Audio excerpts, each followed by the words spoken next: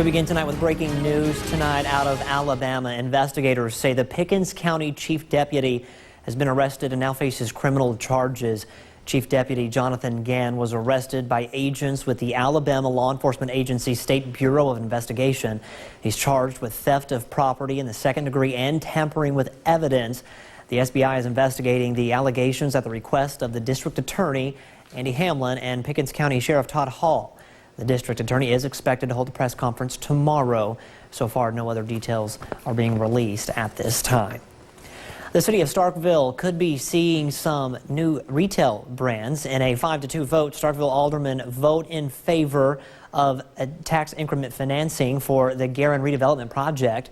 With this vote, businesses could be coming to the Bulldog City. Developers say an Aldi and TJ Maxx might be part of this project. Garin is moving into the new industrial park. The project is headed by Castle Properties. Developers are looking at about a 3-year timetable. Columbus's Ward 4 City Council seat will be empty just a little bit longer. Kedra Gray Gibbs and Pierre D. Beard Sr. came out on top of the crowded field of 6 candidates. Neither of them had the necessary majority to win outright. The Ward 4 seat has been vacant since former Councilman Frederick Jackson resigned just last month. The runoff is scheduled for September 10th. The city of Columbus is trying to work through its financial issues while also planning next year's budget. Today, Columbus Mayor Robert Smith provided the city council with an update to the cost-saving plan that he presented on March 5th. Smith reported that in the past 5 months, 29 city employees have left their positions, saving the city almost $300,000. When you combine that with the hiring freeze, changing city employee health care options, and opening the municipal court on Fridays, the city is estimated to save $1.54 million in the next 7 months. The council also moved to terminate the health clinic for city employees.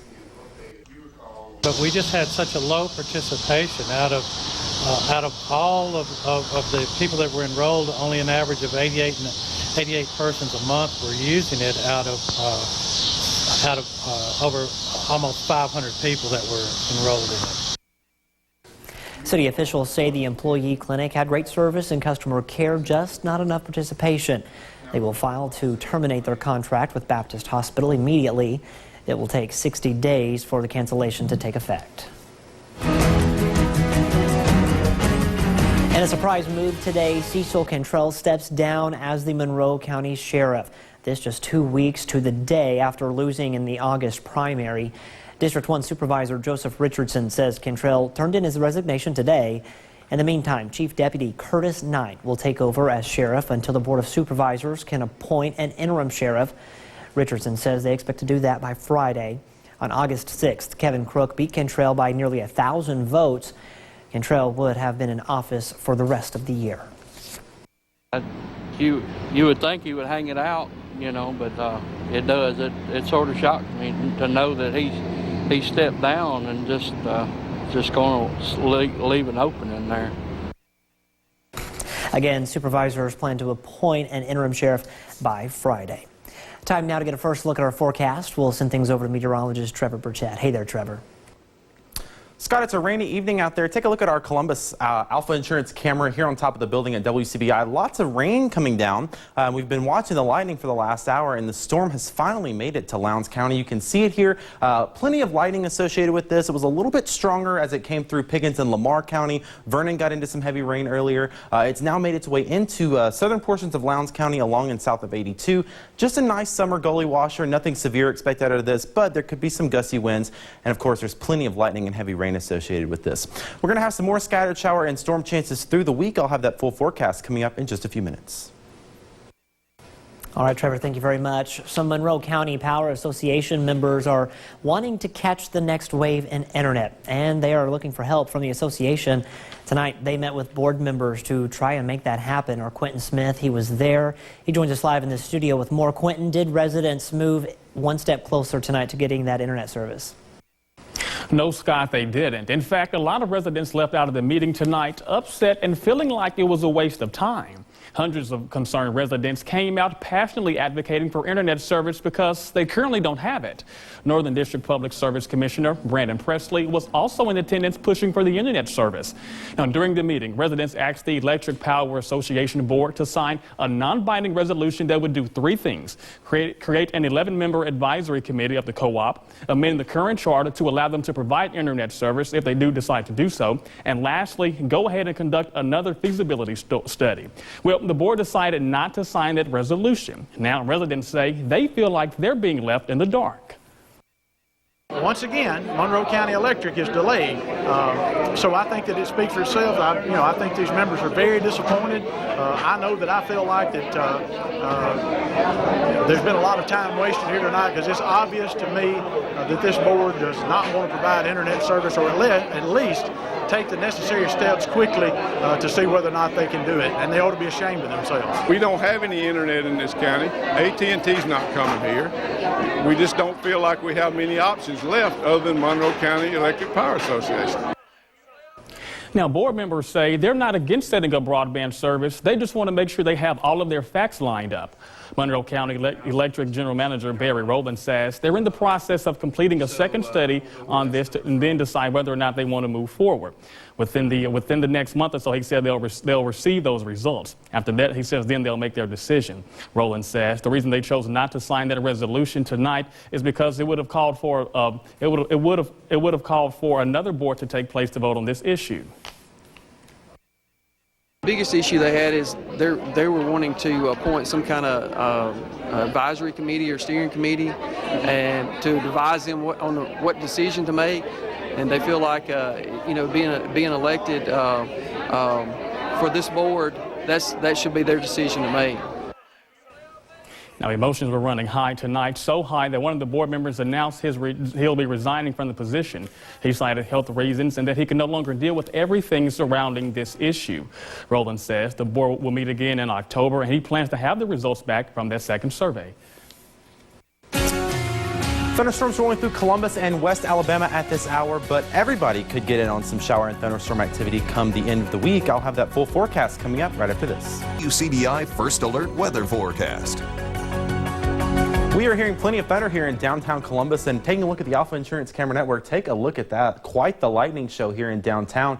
We've seen plenty of lightning on this camera for the last 2 hours or so, and the storm has finally made its way over here. The good news is it's helped to cool us down just a little bit. We're now down to 75 in Columbus. Tupelo hasn't gotten any rain. That's been the trend for the last couple of days. Sorry, Tupelo. I know you need the rain. They're at 85 right now, 75 in Starkville, and 77 for our friends up north in Corinth. Here's a look at the radar right now. Most everybody is dry. That too has been the trend for the last couple of days, but Columbus once again getting in on some of that shower and thunderstorm activity. It's been moving out of West Alabama and has finally made its way over into Lowndes County. Came through Pickens and Lamar County earlier and is now coming through Columbus right there along Highway 82. Is going to eventually make its way into Oktibbeha County. Starkville heads up. Pretty hefty thunderstorm coming your way. This should start to weaken over the next few minutes or so, but we'll keep a close eye on it. It's not been one to weaken much, so some pretty gusty winds, lots of lightning and heavy rain with that storm.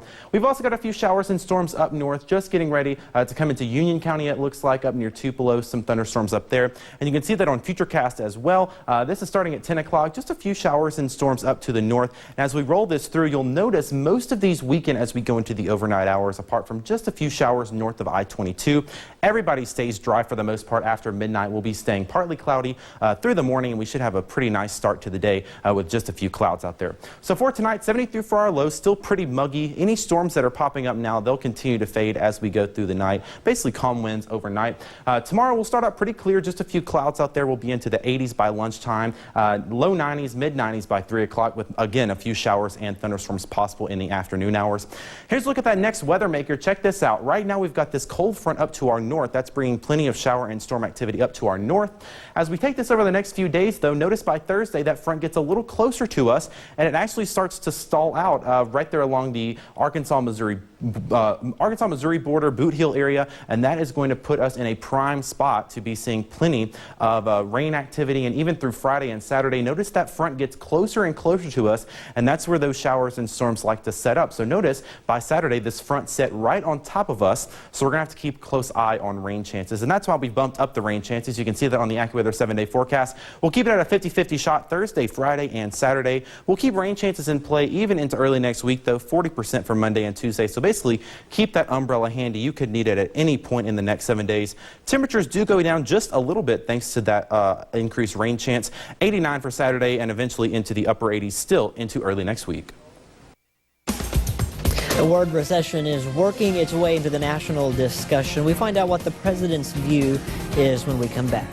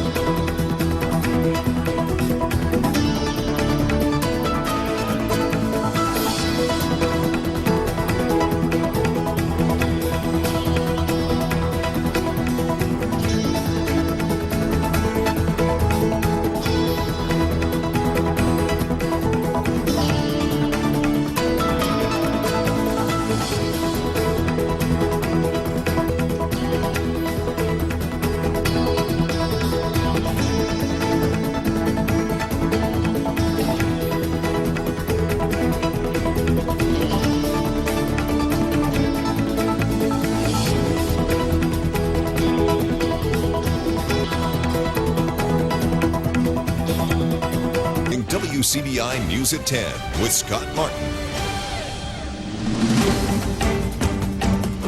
Welcome back, everyone. Some economic experts are sounding alarms about the possibility of an economic downturn and even a recession. Administration advisors are saying if we do face a recession, it would likely be short.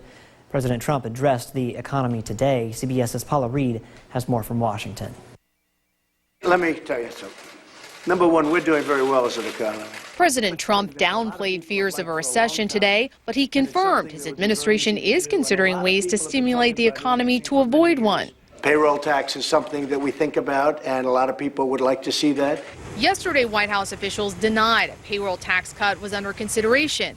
Regardless, Congress is unlikely to enact such a measure, especially ahead of the 2020 election. But a strong economy is key to the president's re-election pitch.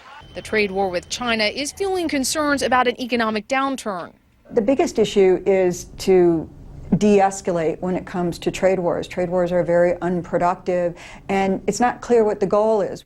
A study released Monday shows that 74% of top economists expect a recession by 2021. The fact is, somebody had to take China on. The president's tariffs on China have put a strain on the American consumer, according to J.P. Morgan, currently costing the average household $600 per year and could go as high as $1,000 by the end of 2019. The steel industry is back. It's doing great. Despite the president's claims that the steel industry has been revitalized on his watch, the tariffs on foreign steel imports he put in place last year have devastated U.S. steel, which has lost nearly $6 billion in value since. That has meant temporarily laying off about 200 workers at this facility near Detroit. That J.P. Morgan survey suggested that U.S. consumers could be hit even more if the president followed through on his threat to add even more tariffs on China. But last week, amid the market turmoil, the president delayed that last round of tariffs until Christmas. Paula Reed, CBS News, the White House. The high school football tour begins to wind down. Stop number 58 checks in with Tupelo next in sports. CBI Sports with Tom Ebel. Big news for Hale State Hoops as the Bulldogs will return one of its top guards for another season. The NCAA granting Jordan Danbury an extra year of eligibility while she pursues her MBA. Danbury also gains the extra year because she lost a year of eligibility without redshirting after transferring from Arkansas 2 seasons ago. The Bulldogs now get back one of its top on-ball defenders, as well as 13 points per game from the backcourt. The 58th stop on the high school football tour visits with them blankets, the Tupelo Golden Wave.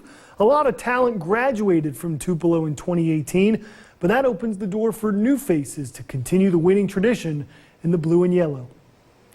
WCBI's 60 Schools in 60 Days is brought to you by Sparklight.